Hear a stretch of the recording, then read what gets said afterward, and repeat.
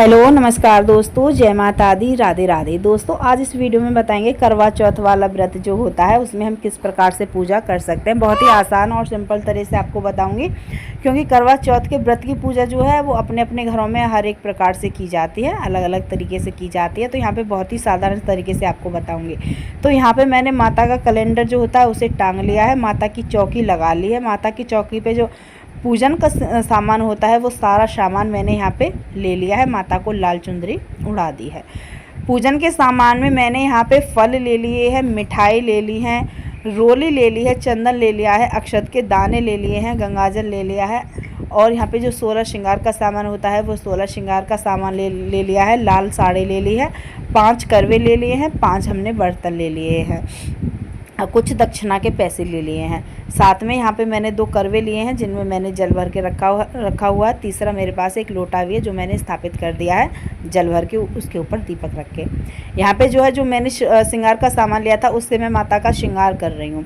तो यहाँ पे मैं श्रृंगार इसलिए कर रही हूँ कि मेरे पास में अभी मिट्टी की गौर नहीं है, इसलिए मैं माता के कैलेंडर का श्रृंगार कर रही हूँ। अगर मेरे पास में मिट्टी की गौर होती तो मैं इस श्रृंगार को जो मैं श्रृंगार माता के लगा रही हूँ इस श्रृंगार को मैं गौर मैया के लगाती।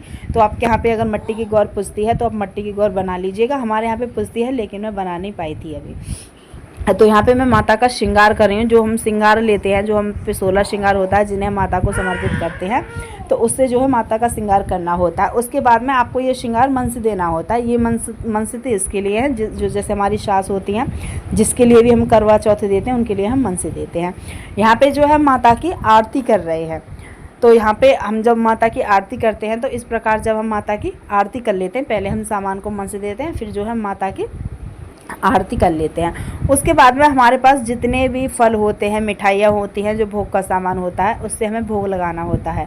हमारे जो ये कैलेंडर है इसमें जितने भी हैं हमको सबको भोग लगाना होता है, और जितने भी आइटम हमारे पास में बने हुए होते हैं सबसे हमें भोग लगाना होता है। तो आप इस प्रकार से जो है पूजा कर सकते हैं, इस प्रकार से आप भोग लगा सकते हैं। यहाँ पे मैंने पूड़ी बनाई थी क्योंकि हमारे यहाँ पे पक्की होती हैं करवा चौथ, जिसके यहाँ पे कच्ची होती हैं उसे कड़ी चावल और फुलके बनाने होते हैं। तो यहाँ पे मैंने पूड़ी बनाई थी, हमारे यहाँ पे पक्की होती है। तो मैंने माता को पूड़ियों से भोग लगा दिया था, उसके बाद में थोड़ा सा जल उनको पिला दिया था।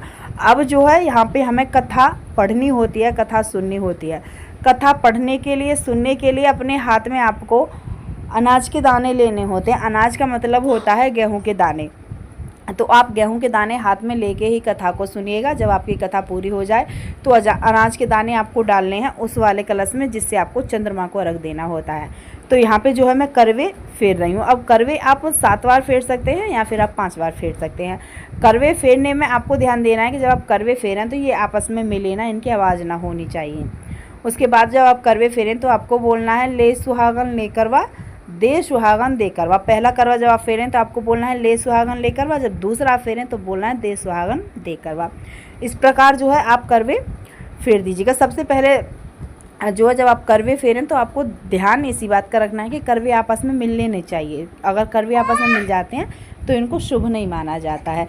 तो यहाँ पे जो है मैंने 2 करवे लिए हैं। अगर आपके पास में 2 करवे ना हो तो आप 1 कलश भी ले सकते हैं, क्योंकि कलश भी अगर आप करवे नहीं ले पाते हैं तो आप कलश ले सकते हैं। कलश का भी बड़ा विशेष महत्व होता है। तो मेरे पास में अभी कलश नहीं था, वरना मैं कलश ही लेती।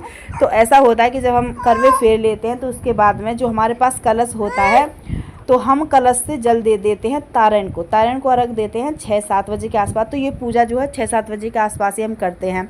जब हम कलश वाला जल जो है तारण को दे देते हैं तो अब जो हमारे पास में करवे में जल बचा है, इस जल को हमें चंद्रमा को अर्घ देना होता है, जिसमें अपने गेहूं के दाने डाले थे, जिससे आपने कथा सुनी थी, जिन गेहूं के दाने आपने इस कलश में डाले थे, इस करवे में डाले थे। तो इस करवे से आपको चंद्रमा को अर्घ देना होता है। और इस कलश के ऊपर चाहे आप अक्षत के दाने रख लीजिए, चाहे कोई पुष्प रख लीजिए, चाहे कुछ मीठा रख लीजिए। इसको सिर्फ आप चंद्रमा की जब आप पूजा करें उसमें ही इस्तेमाल करना होता है। तो आप इन दोनों को यहाँ पे जो है एक को चंद्रमा को रख दे सकते हैं, एक से आपको तारण को रख दिया जाता है। बचे लास्ट में आपके पास 1 लोटे वाला जल। तो उस लोटे वाले जल से आपको क्या करना है कि जब सुबह हो जाती है, जब आपका व्रत खुल जाता है, जब सुबह हो जाती है तो जो आपने मिट्टी की गौर बनाई होती है ना, तो आपको मिट्टी वाली गौर सिरानी होती है। तो आप उस लोटे वाले जल से उस गौर को सिरा दीजिएगा। अगर आपके यहाँ पे गौर नहीं बनाई जाते हैं तो आप इस लोटे वाले जल को स्किप कर दीजिएगा, आपको इसको रखना नहीं। दोस्तों लोटे में जल इसलिए रखा जाता है कि जो आपने मट्टी वाली गौर बनाई है ना, जब सुबह के समय में आप उस गौर को सिराएं तो उसमें उस लोटे वाले जल का प्रयोग किया जाता है। अगर आपके घर में मट्टी वाली गौर नहीं बनाई जाती है तो आप लोटे वाले जल को मत रखिएगा, इसको आप स्किप कर दीजिएगा।